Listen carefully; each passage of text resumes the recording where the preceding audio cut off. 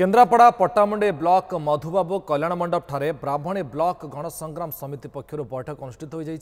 धोइया अंचल प्राय 14टी पंचायत को नहीं ब्राह्मणी ब्लॉक नारे नूतन पंचायत समिति गठन करने दाबी संपर्क में बैठक आलोचना होता 1993 मसीह प्रथम थर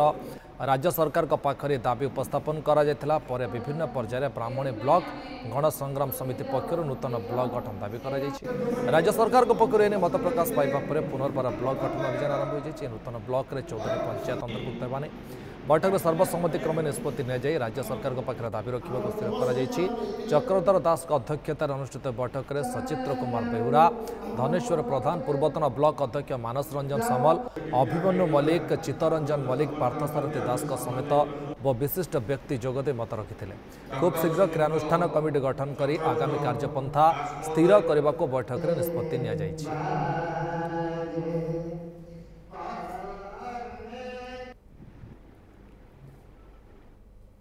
आमर दाबी ब्राह्मणी ब्लॉक धोया अंचल बा बन्या अंचल कृषक मानकर यह दीर्घ दिन दाबी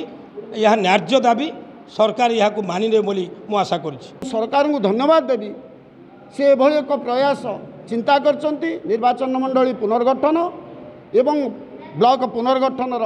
जो निष्पत्ति तेणु मु तांको धन्यवाद देवी एवं आउरी मध्य तांको अनुरोध करी आपण मान जरिया से आमर जो 90 मसीहार दीर्घ दिन दाबी ताकू से सौदतार सहित विचार करेंगे एवं ग्रहण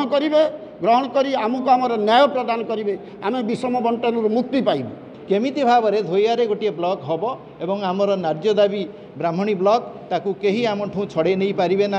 आदि किसी भाई मान भितर किसी थाए जे ब्राह्मणी ब्लॉक हम सब बेले थाए कारण मनीष टी किसी आलोचना कले स्वार्थ आड़ को पड़े जाए जे कौटी हम कौन हम से प्रश्न कहारी मुंड को आनिबा दरकार नहीं ब्लॉक हम पट्टामुंडे छाड़िक धोइयारे हम आली पंचायत आली ब्लॉक किसी पंचायत एवं पट्टामुंडे ब्लॉक किसी पंचायत मिसिले आम निश्चित भाव में गोटे भल ब्लॉक हो पार एवं प्रशासनिक दक्षता एवं कार्यकारिता त्वरान्वित हो पार समस्ते सुफल पाइपर।